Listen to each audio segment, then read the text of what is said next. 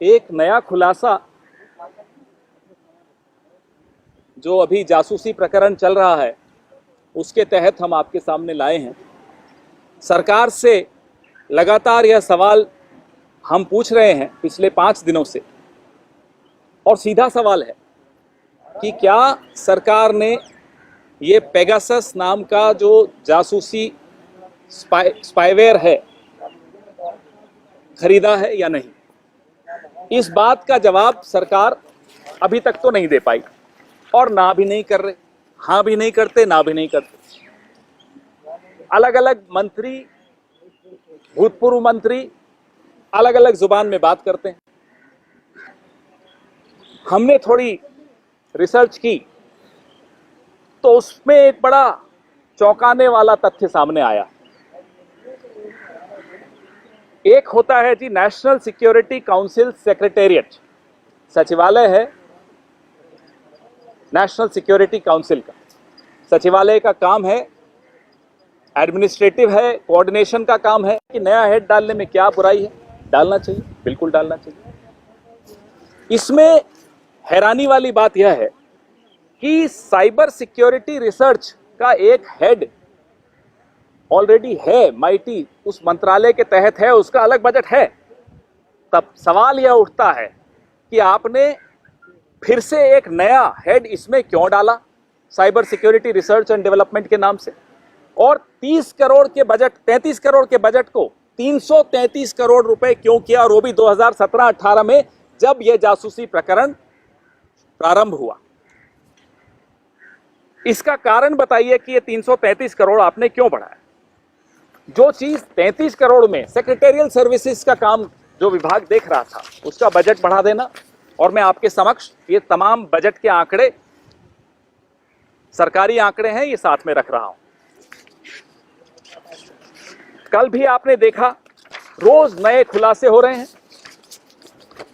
कभी पत्रकारों के, महिला पत्रकारों के फोन उनके कैमरा में घुस जाना, ये छोटी बात नहीं होती।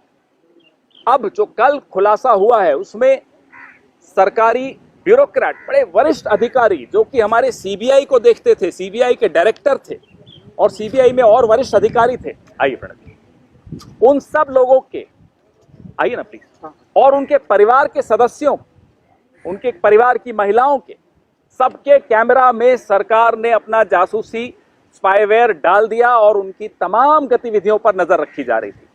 इजराइल की कंपनी का सॉफ्टवेयर देश की सुरक्षा एजेंसी के आला अधिकारियों के और उनके परिवारों में डाल दिया गया।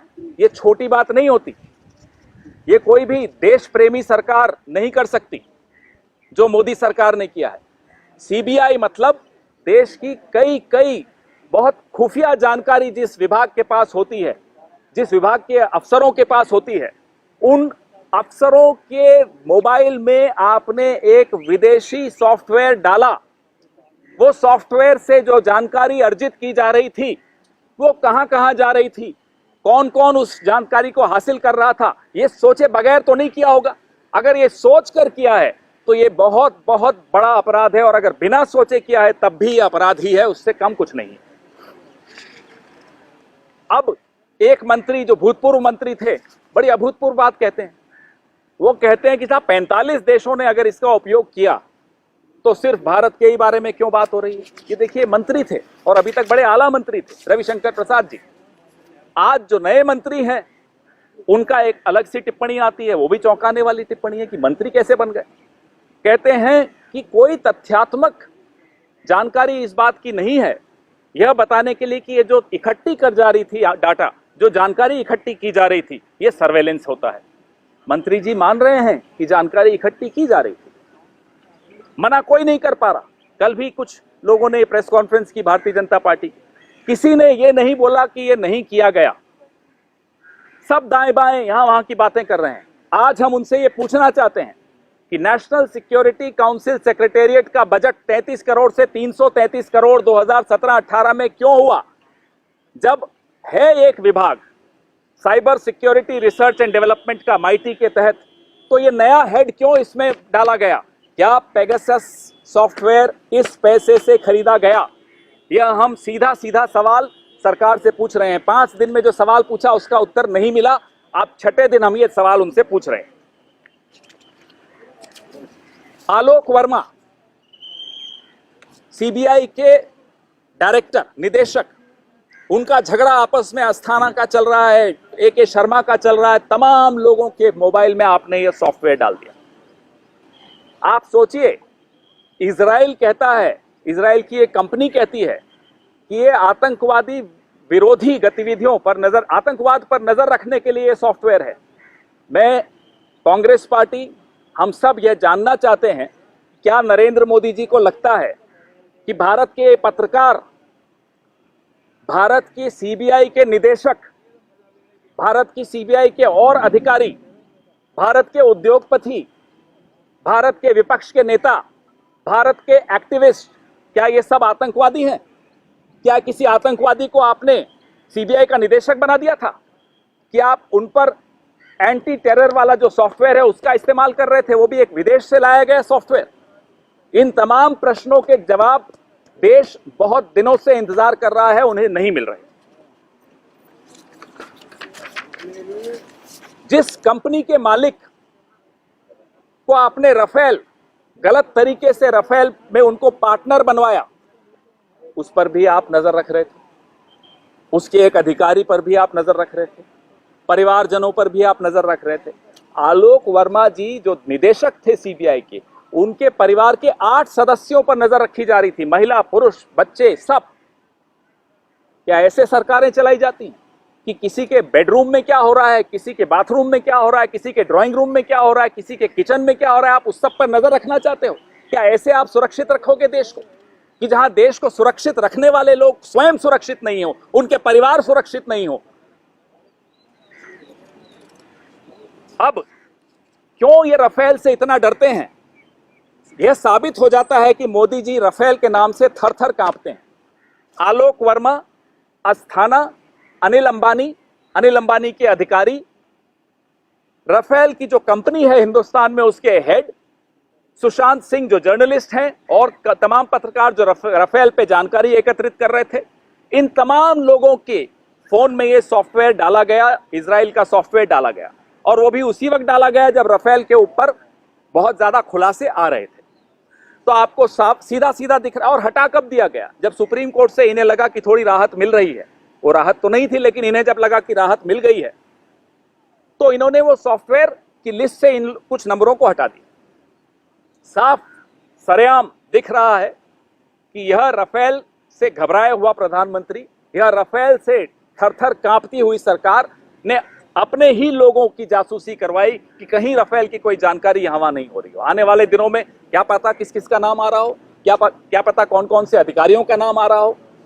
अभी तक तो यह साबित कर दिया नरेंद्र मोदी जी ने कि उनकी नजरों में हमारे अपने विपक्ष के नेता, उनकी नजरों में उनकी अपनी पार्टी के नेता, उनकी नजरों में हमारे सीबीआई के निदेशक और अन्य अधिकारी, उनकी नजरों में अनिल अंबानी और अन्य उद्योगपति, उनकी नजरों में आरएसएस के नेता, उनकी नजरों में पत्रकार, ये सब आतंकवादी हैं। नरेंद्र मोदी जी ने यह साबित कर दिया। बाकी देश क्या कर रहे हैं? आज जब हम आपसे बात कर रहे हैं, कल रात को फ्रांस का कैबिनेट मिला और उच्च स्तरीय जांच का आदेश दिया।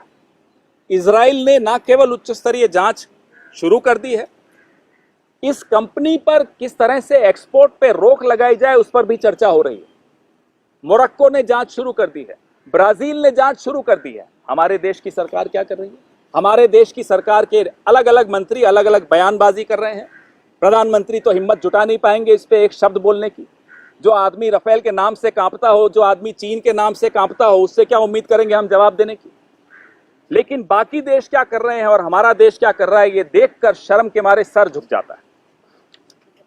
हम सरकार से कुछ सवाल पूछना चाहते हैं। एक सवाल जो है दोहराना चाहते हैं, क्या पेगासस सॉफ्टवेयर सरकार या सरकार की किसी एजेंसी ने खरीदा? और अगर सरकार ने खरीदा तो क्या जो सॉफ्टवेयर आतंकवादी गतिविधियों में लिप्त पाए जाने वाले लोगों पर इस्तेमाल किया जाना चाहिए था, क्या वो अपने ही अधिकारियों, अपने ही राजनेताओं, अपनी पार्टी के नेताओं, पत्रकारों, एक्टिविस्ट, सुप्रीम कोर्ट से जुड़े हुए लोगों, क्या इन सब पे इस्तेमाल किया? और अगर सरकार ने नहीं इस्तेमाल किया, ये ऐसा सॉफ्टवेयर है जो सिर्फ सरकारों को बेचा जाता है, वो कंपनी कहती है, हम नहीं कह रहे, तो फिर किस सरकार ने, ये मोदी सरकार के रहते हुए हमारे ही देश के नागरिकों पर किसने जासूसी की? अभी तक सरकार ने मना नहीं किया है कि खरीदा है। हम यह जानना चाहते हैं कि नेशनल सिक्योरिटी काउंसिल सेक्रेटेरिएट का बजट 33 करोड़ से 333 करोड़ क्यों कर दिया गया 2017-18 में? इस पैसे से क्या किया गया, यह देश के साथ साझा कीजिए, या आप पार्टी के तमाम पार्टी के प्रतिनिधियों को बुलाइए, उनके साथ साझा कीजिए, लेकिन यह जानकारी साझा कीजिए। 303 सीटें लेकर आए हैं, अपने बॉर्डर नहीं बचा पाते, पुलवामा नहीं रोक पाते। पेगासस अगर सही जगह इस्तेमाल किया होता तो आज सवाल भी नहीं पूछा जाता, क्योंकि उससे हमारे जवानों की जान बच जाती, हमारा एयर बेसिस जो है वो बच जाते। उरी, पठानकोट, पैम्पोर, अमरनाथ यात्रा, जितने आतंकवादी हमले हमारे रक्षा ठिकानों पे हुए हैं वो नहीं होते। लेकिन आपकी प्राथमिकता है कि आप सारी नजर अपने ही अधिकारियों, अपने ही नेताओं, अपने कोलीग्स, अपने पत्रकारों, अपने देश के नागरिकों पर करते हैं, विदेशी दुश्मन पर नहीं करते हैं। यह साबित हो गया। हम, ना केवल हम, अब तो आरएसएस के लोग, भारतीय जनता पार्टी के नेता जो मोदी जी की आंखों को खटकते हैं, पत्रकार, तमाम पत्रकार 3-4 छोड़ के मोदी जी की आंखों को खटकते हैं, वो सब अब ये मान चुके हैं कि मोदी जी और अमित शाह जी, हम दो और हमारे वो जो ये जासूसी उपकरण देते हैं, और कुछ नहीं। इनके सामने और किसी का कोई महत्व नहीं है, ना अपनी पार्टी के नेताओं का, ना आरएसएस के नेताओं का, ना पत्रकारों का, ना एक्टिविस्ट का, ना जुडिशरी का, ना ऑपोजिशन का, ना कॉर्पोरेट्स का, किसी का कोई मतलब नहीं है। हम सुरक्षित रहें, बाकी जाए भाड़ में, देश जाए भाड़ में, यह है इनका असली नियत।